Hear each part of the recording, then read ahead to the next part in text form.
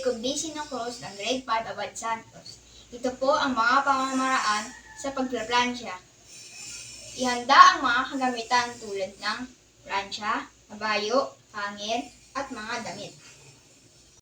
Una, bisikan ng malinis na tubig ang damit bago plansyahin. Pangalawa, plansyahin ang tutupok-tugtungan.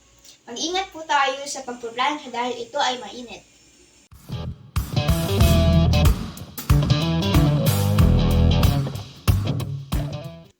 Pangatlo, plansyahin ang kwelyo at manggas.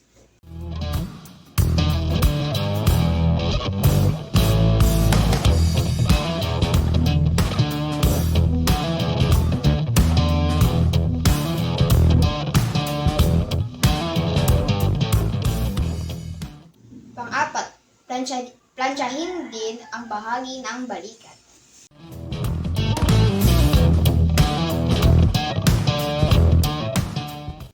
Panglima, isunod ang harapang bahagi hanggang likuran.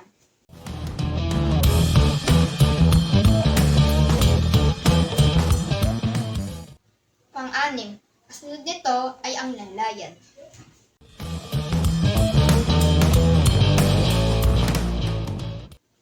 Panghuli, ihangin ng maayos at isara ang unang batones.